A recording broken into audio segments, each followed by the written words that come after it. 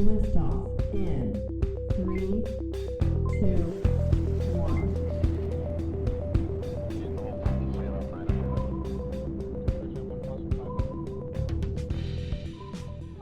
Yeah, but obviously, as you said, your journey with lemon trees was one that like required a lot of patience, and I think a lot of people get really intimidated at the idea of writing novels because of the patience it requires. So we wanted to ask, like, how did you manage to keep like motivation and strength to finish it? And like, do you have any tips for like persevering through the drafting process and editing and just everything? Yeah, actually, my story, as I said, is a bit very unique. Don't do what I did ever.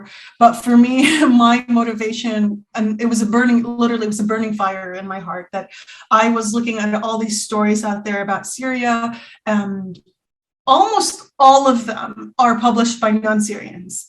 And I was like, there's like only one book that's by Zoulfa Katouh. It's called The Map of Salt and Stars. And he is an adult Syrian author. And he wrote this book about a Syrian girl who's is a refugee and about Syria and stuff. And there was like past and present. It was beautiful, beautiful writing.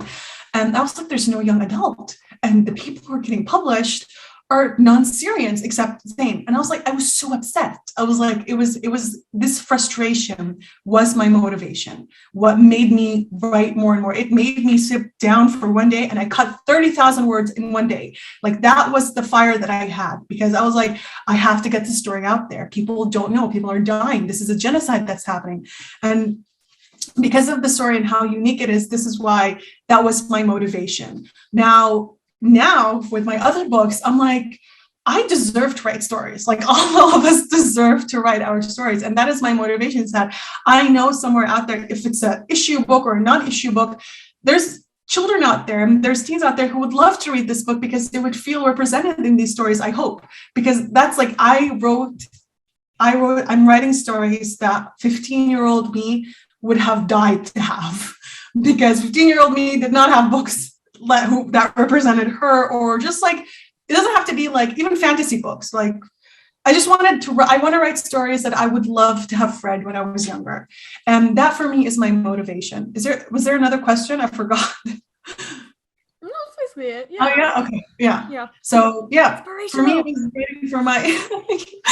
writing for my younger self. Literally, that's the one that keeps me going. So you mentioned before, like in the beginning and just now, that you're going to be the first Syrian YA author. And did you have like a moment when you first realized that accomplishment? Like, how did that feel for you? Oh my God.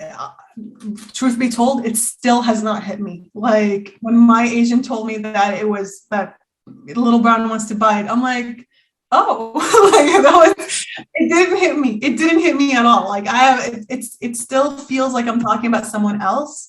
I had researched a lot because I spent a lot of years researching for Syrian YA authors, just Syrian authors. And in the end, I did find Zayn, but his book came out in 2018. Like, come on, man. It's like we're in 2022 and there's like only one Syrian author. Like that's just kind of mean.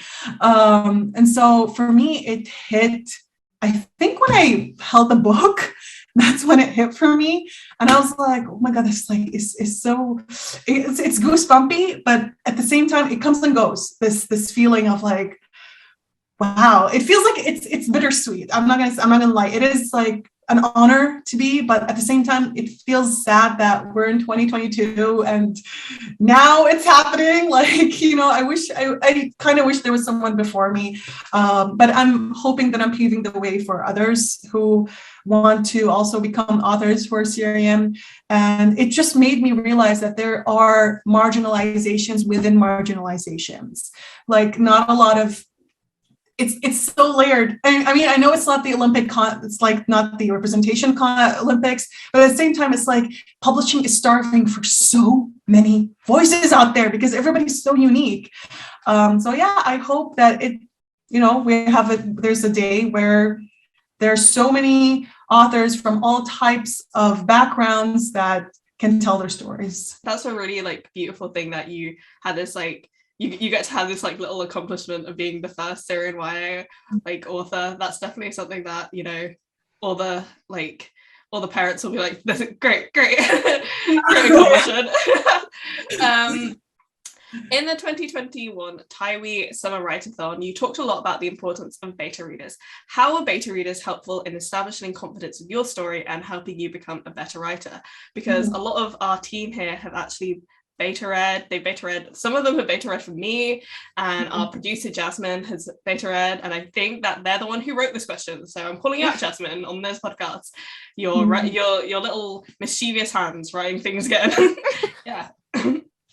Yeah, beta readers are so important. Like for me, I am obviously I'm Syrian, so I wrote a Syrian book, but I got Syrian beta readers because I needed to know, because like I'm seeing it from my perspective, and I wanted to write a book that is 10-dimensional. I wanted my other friends' input, my other Syrian friends, and I did. There was some stuff that I messed up in because I wrote something wrong. Like it was like very small stuff that had to do with Syria. Like it was very simple things that I had to change to something else.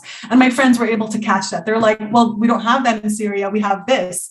And I'm like, oh yeah, that's right. Like it didn't even occur to me. So beta readers for me made my book feel more authentic. I feel like even if you are from the experiences of your main character, it never hurts to have another pair of eyes that, for example, they don't have your experiences, but they share your background, if you know what I mean. Like, so you could see like maybe from a different point of view, like, oh, maybe I could have written something like this, or maybe this scene could help this character that has my experience.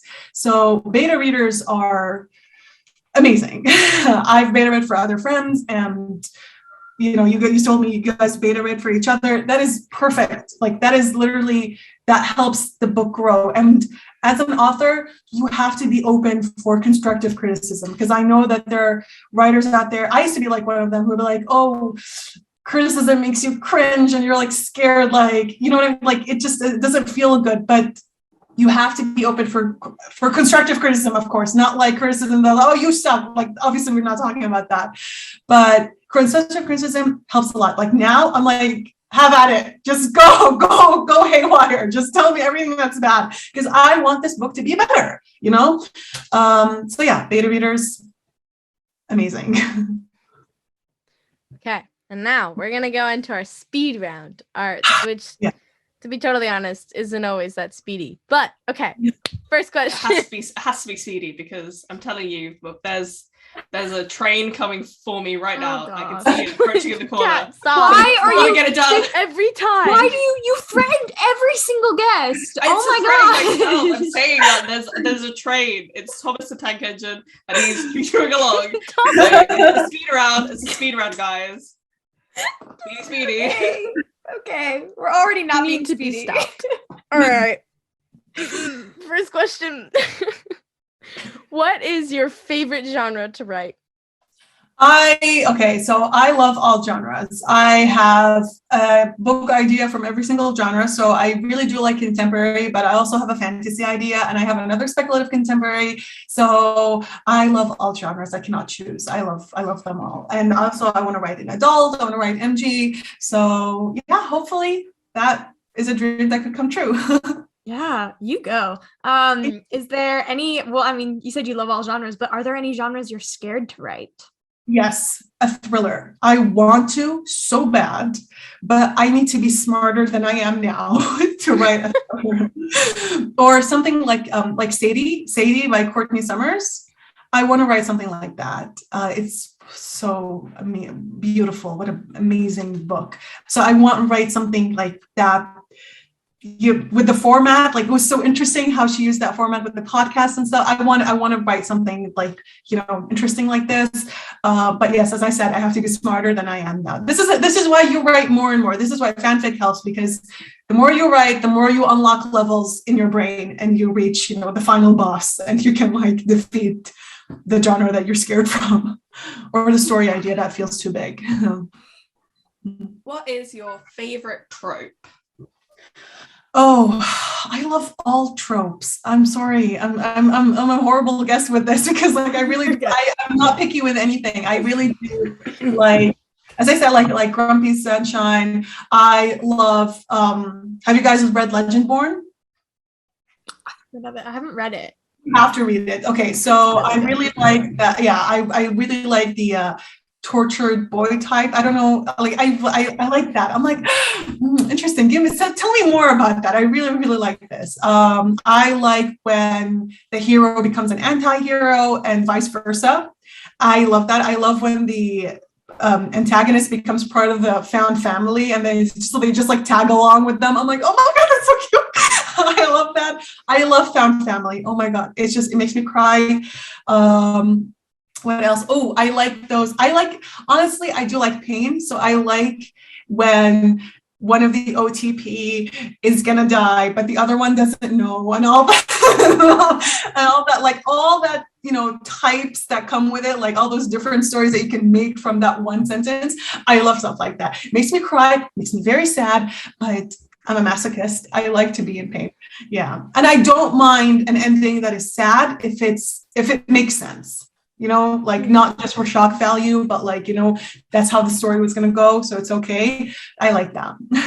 Wow. Well, you guys, you heard it here. Zoulfa likes pain. Yeah. We're all going to be in pain with lemon trees. Woo, woo. Oh, yeah. I mean, I'm smiling, but like, you guys don't know, I packed a lot of pain in this book. Okay. My friends who still didn't read it, they're like, I was like, I know I seem friendly, but I'm not like that in my books. And then like my other friend was like, you look so normal and you write something like that. Like, what is wrong with you? So yeah. So ominous. Okay. Ominous. What story would you love to do a retelling of? I would love to do a retelling of 1001 Nights, but not like as a not very strictly as a fantasy, but more of a contemporary setting. I do have a nice story in my mind. I have to be smarter than I am to write it. But I know the characters, I know kind of what the story is, and it's different. It's different than anything that I've ever read. So I would like, as an Arab, to claim back 1001 Nights. But yeah, I would like to write a retelling of that. What's a book you could reread a million times? Yeah, I'm sorry, guys. I forgot to look at my bookcase. I like go through my books to see which one I really like. I honestly have no idea. I have to open my Goodreads. I really don't. It's okay. I have to do that every time. Every time somebody's like, book recommendation, I'm like, Goodreads. Yeah. You know what? I will say a book I really enjoyed recently and I loved so much was Legend Born. Amazing. Like, it seriously deserves all the hype that it got on Book Talk. Like, wow, amazing. And I would seriously recommend listening to the audio. The narrator is amazing. So yeah, a book I liked was Legend Born, if that's okay. What's your biggest source of inspiration? It can be a person, a place, a thing, TV show. Space. Oh, an anime too. I love shoujo anime. I love all types of anime. I'm not picky with anything as well. But for me, honestly, it was space. The very first book that I read in my life was End of Green Gables. That introduced me to nature. And I was like 8 years old and I read about nature. I'm like, I want to live in Canada. I mean, I'm Canadian, but I've never lived in Canada for a long time. I was like, we need to move to Prince Edward Island right now because that place is gorgeous. I love nature. I love space. And all of this is a huge inspiration for me in all my writing. Yeah. Okay. And that concludes our not so speedy speed round because we're not fast here. But before we head out, we'd love to know more about lemon trees. So what is your favorite quote from the novel? Mm-hmm. So when Bloomsbury was doing the final proofs, they actually asked me the very same question, and they printed it on the proof of the. Oh my gosh, there she is. Can you just hold it up a little bit? So Can you just like love it? So basically, I really like this quote because the scene is a soft moment in Lemon Trees between the loud moments. And it is, we stare at each other and I finally realize that this boy with the old sweater and disheveled brown hair who wears his heart on his sleeve is beautiful. Standing in the middle of this ravaged, torn city, he is beautiful and real. So I really like this quote because they're my lemon babies and they're very soft and they have. Thank you. So cute. Thank you. Kat, you're muted. I keep coughing and I'm trying not to ruin the audio for Simone. So, you know, shout out to my producer Simone. Your book features a lot of Muslim representation. Do you think YA is heading in a good direction in terms of Muslim representation? Representation. What would you like to see more of? Personally, I would love to see a book talking about like the hecticness of Eid plans when it's like all the aunties are like, come around to my house, and it's like, no, you must come to my house, and they're dragging you around this way, that way. You end up traveling around the whole like continent, going around to everybody's house because no one will let you leave. Anyways, that's what I would love to someone to write that book talking about like hectic Eid plans. But what would you like to see more of?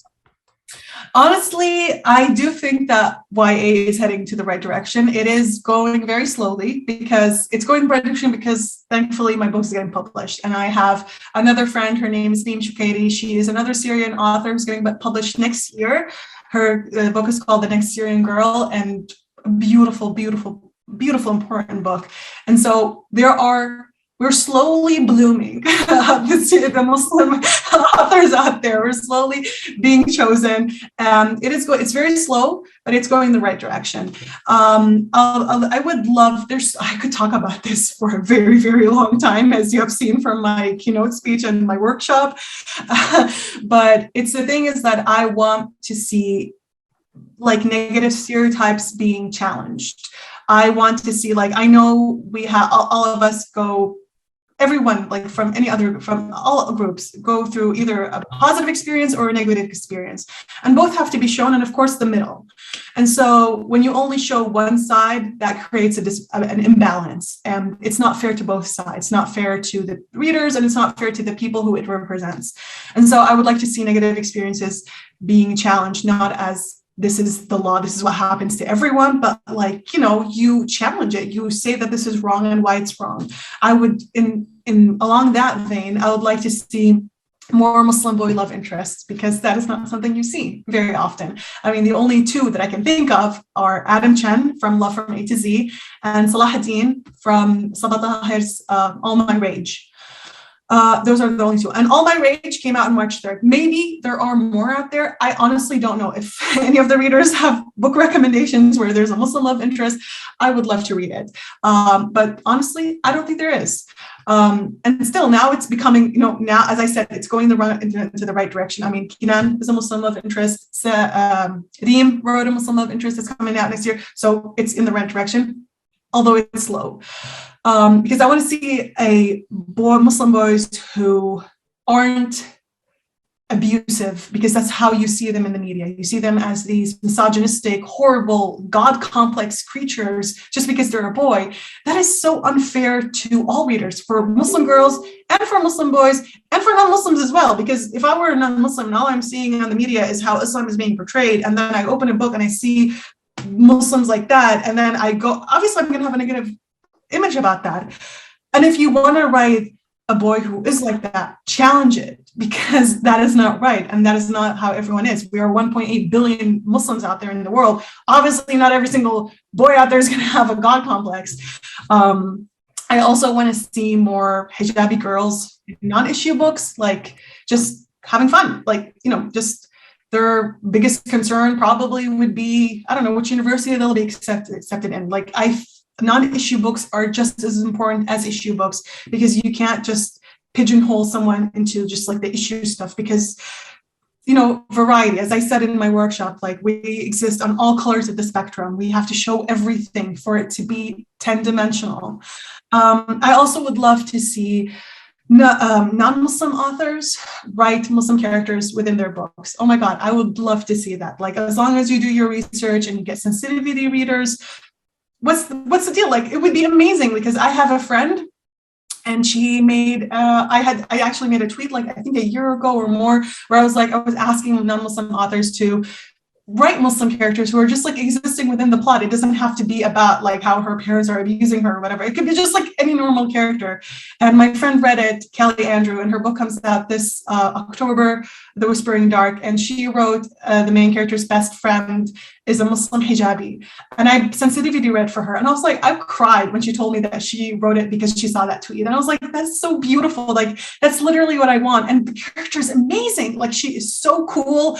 I was like, oh my God, this is so cool. I had so much fun reading that. I had so much fun sensitivity reading. I helped her, make a couple of stuff better. But otherwise, she did her research. She's friends with me. She knows how I am. She was able to write a normal character. So this is something I would love to see. There's no such thing as a good Muslim, because that doesn't exist. Even I don't write the perfect Muslim, because that's not a thing.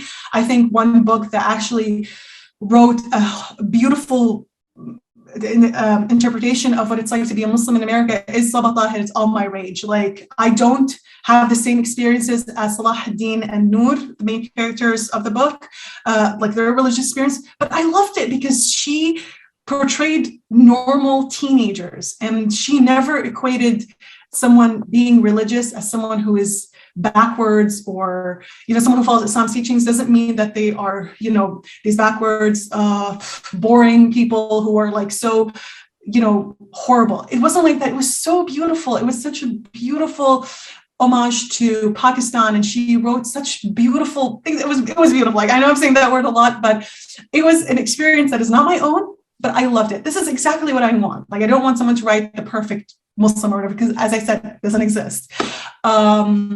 And so, yeah, these are two, but like for all readers out there, if you want to know like how to write, Muslim characters, Love from A to Z in young adult, and All My Rage from Sabah Tahir are two of my favorite books to dealing with how to write a Muslim character.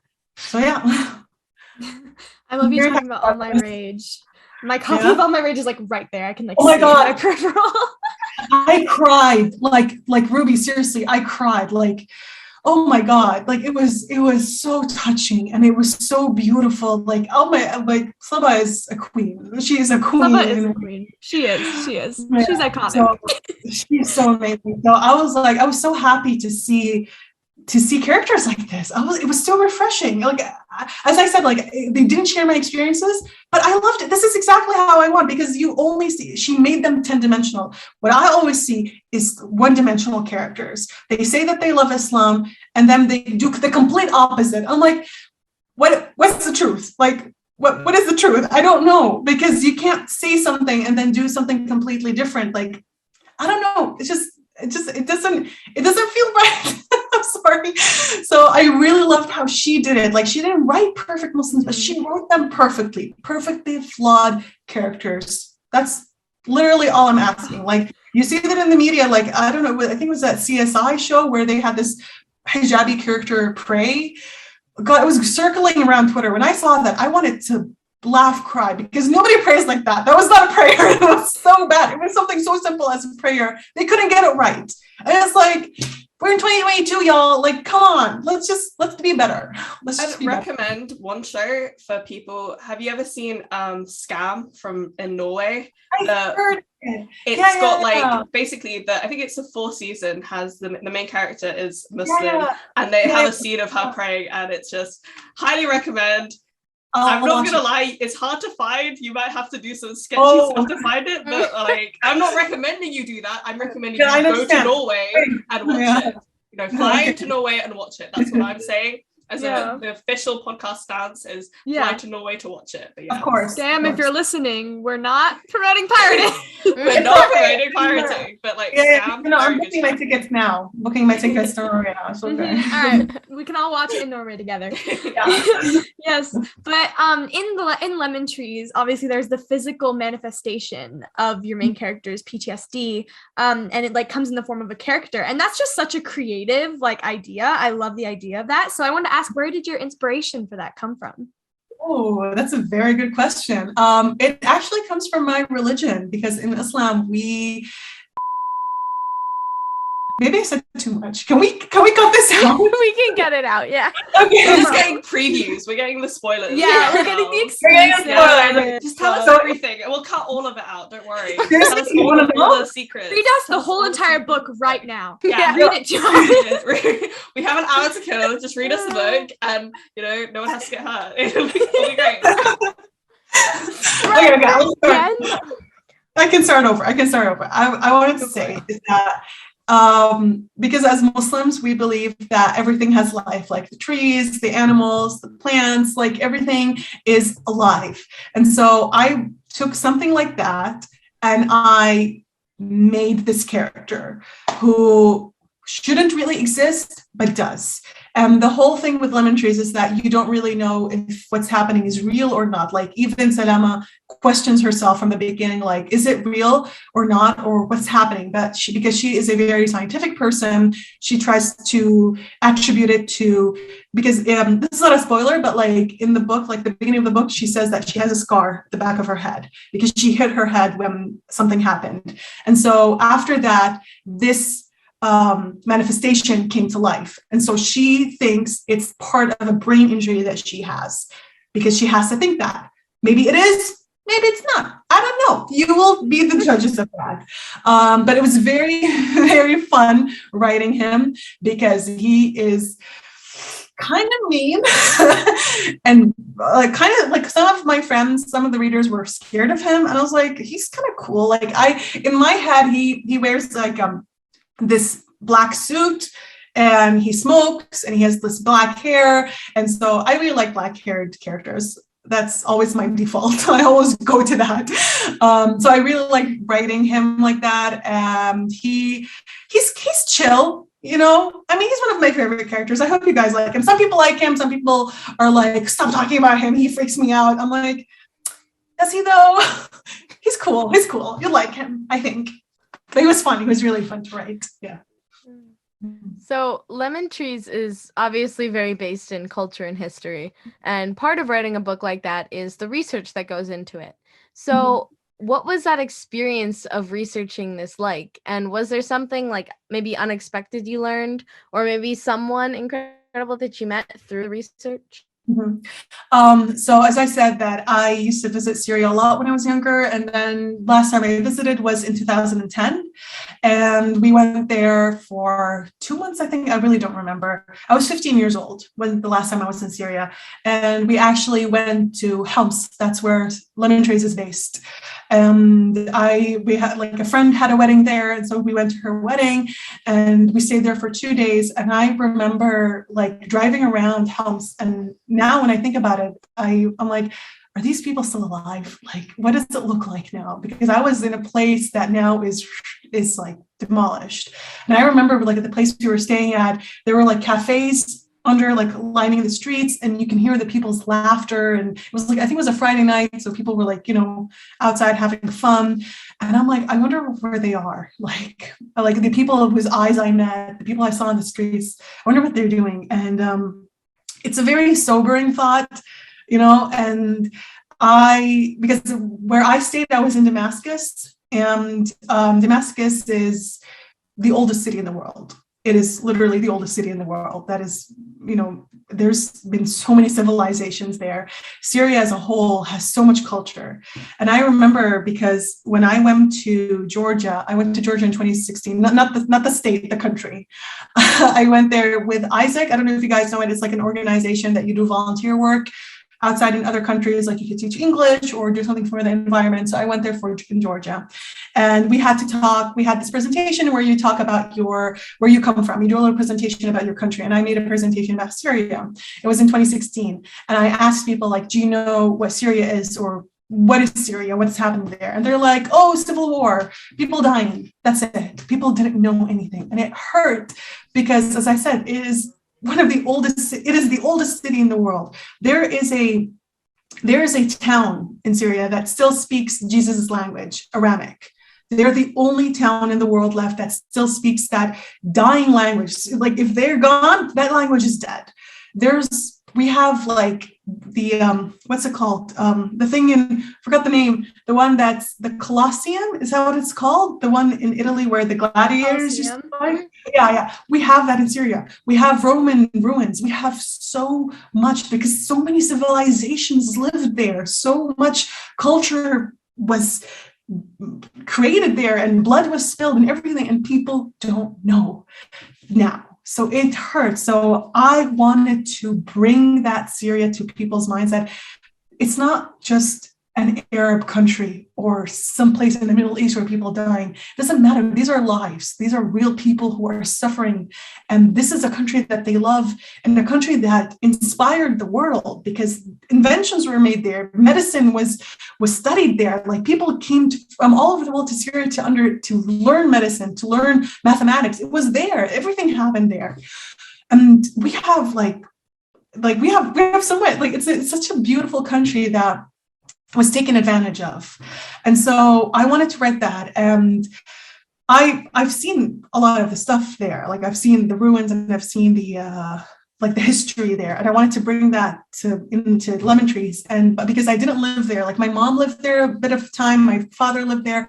And my mom used to tell me about the orchards that my grandfather had where they had peaches. And I write that in Lemon Trees. I write about how Kinan, I think it was from Kinan's point of view, and he was talking about in the summer, they would all climb the trees of their orchards and collect the peaches that became ripe. And they would all sit together and eat them. And so I was like, I wanted to bring those memories that exist only in memories into a book.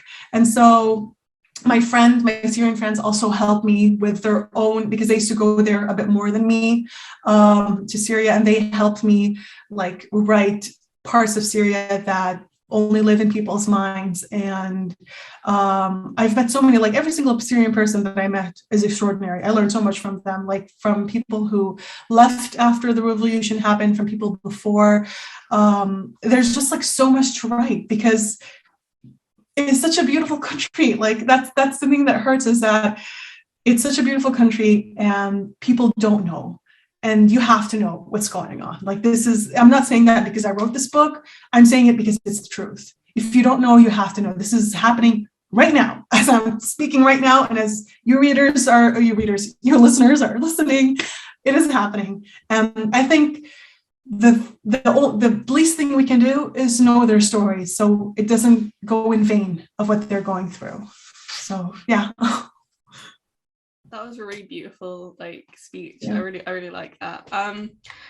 So moving on to slightly more surface level things, do you have any recommendations for our listeners, authors to check out, organizations to look into?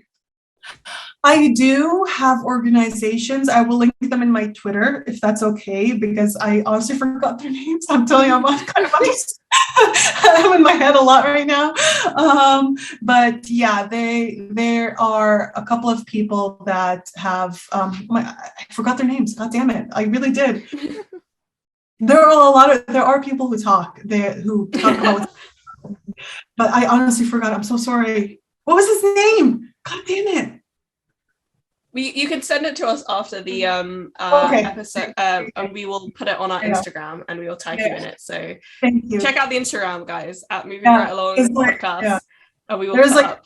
There's this one dude there's this one guy who is Syrian, and he was taken with his brother, I think, and father, and to a prison in Syria, and he was able to get out, I think, after 2 years. I'm not really sure because I'm distressed right now, but he got out, but the rest of his family didn't, and he watched his cousin die. It was horrible.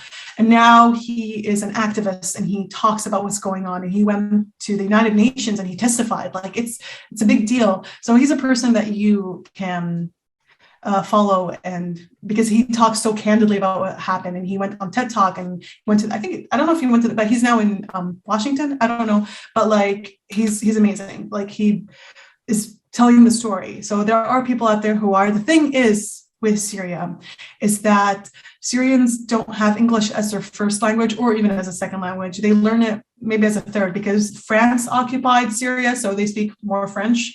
And so people who do speak are activists or usually do it in Arabic. And so it's only a few people that are doing it in English, myself included. So this is why I wanted to write Lemon Trees. English isn't a language they speak, so I wanted to write because it is my mother tongue. So I felt it was my duty to do that, and an honor as well. But yeah. Yeah. Well, everybody, keep a lookout for the Instagram post. We'll put all the resources in there. But we wanted to ask, is there a current pre-order campaign for Lemon Trees, and how can we support you as an author? Thank you so much. Yes, there is. I'm actually doing it right now. I'm preparing it right now. I live in Switzerland, so like I have to like find a printing place and blah blah blah. So it's kind of like I'm learning how to do pre-orders. But there's going to be a physical pre-order, and there are also going to be 2 short stories for now. I might do it one. I might do 2. I'll see how comfortable I am with sending the short stories. But they're really cute short stories, and they are needed, by the way, for healing purposes.